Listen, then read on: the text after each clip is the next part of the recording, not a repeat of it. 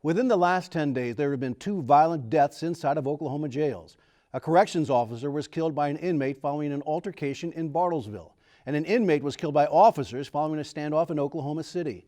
And while the circumstances of each incident are unique, they raise the same question: what can be done to make incarceration less dangerous for everybody involved? Reporter Jason Doyle examines the details of both deaths and the protests that have followed. 2 sets of families are mourning the deaths of loved ones: the law enforcement family in Washington County and the family of an inmate killed in the Oklahoma County Jail. That they killed my baby, yes. And they didn't have to. They didn't have to kill him. They didn't. Curtis Williams was killed when Oklahoma City police officers raided the Oklahoma County Jail during the March 27 riot. The police claim Williams was holding a makeshift weapon to the throat of the detention officer being held hostage. 2 officers fired, striking and killing Williams. His family tells another story. They say Williams was protesting the conditions in the jail, not trying to hurt someone.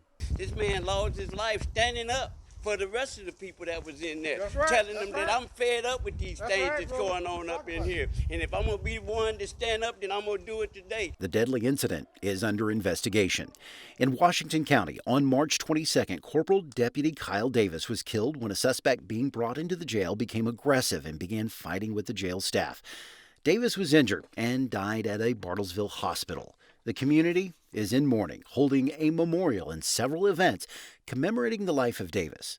Even the acting U.S. Attorney for the Northern District of Oklahoma, Clint Johnson, was struck by Corporal Davis's death, issuing a statement saying, in part, "On behalf of the U.S. Attorney's Office for the Northern District of Oklahoma, I extend my heartfelt condolences to the family of Corporal Kyle Davis, who served his community in law enforcement for 13 years. We stand with you and with the men and women of the Washington County Sheriff's Office in mourning a tremendous loss." Authorities, inmates, and advocates for both sides are calling to make jails safer. In Oklahoma County, the jail is no longer under the sheriff's authority. As of July 2020, the Oklahoma County Criminal Justice Authority took over jail operations. Our concerns are paramount for the safety of not only those that are detained here and their well-being, but particularly and especially for those that come here to work and are willing to be a part of the team. So far in 2021, 5 inmates, including Williams, have died in the Oklahoma County Jail. Even before the authority took over operations, jail deaths averaged 6 to 7 inmates a year. Our content partner, The Frontier, tracks jail deaths in Oklahoma. Their count puts the number of jail deaths in 2020 statewide at 21. Nearly a third of those deaths were in the Oklahoma County Jail. The Oklahoma County Criminal Justice Advisory Council was formed to help address that and other safety issues. The building's 30 years old. It has not been maintained well, and it was built for 1,200 people, and it's been serving more than 2,500 at a time. The Advisory Council has been working with cities in the county to help reduce that number. What are the kinds of people that we need in a jail because of public safety? And then who are those people that need mental health care or substance abuse treatment that are better suited to be in a treatment program versus in our county jail? The living conditions inside the jail are also being questioned. I seen the video. I seen the toilets was overflowing. I seen he said the food was moldy. I seen he said they hadn't got no meal, they hadn't got no showers. They was just locked up in there, basically like they just was forgot about.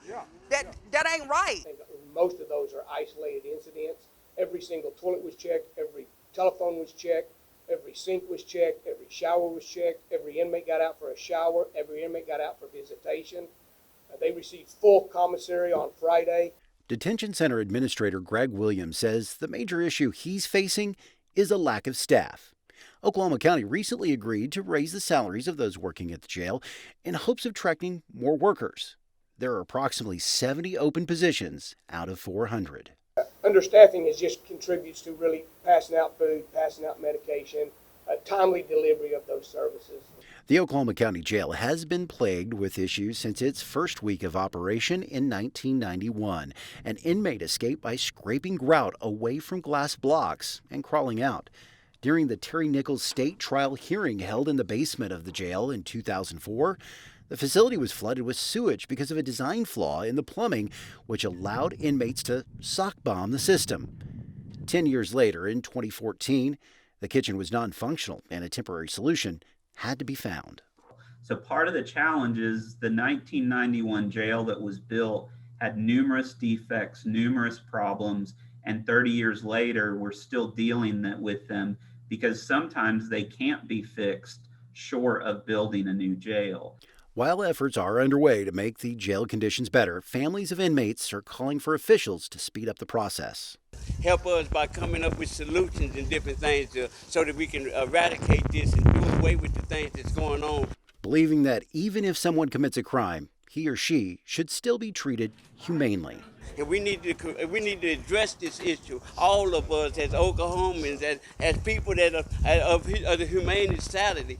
Jason Doyle, the Oklahoma News Report.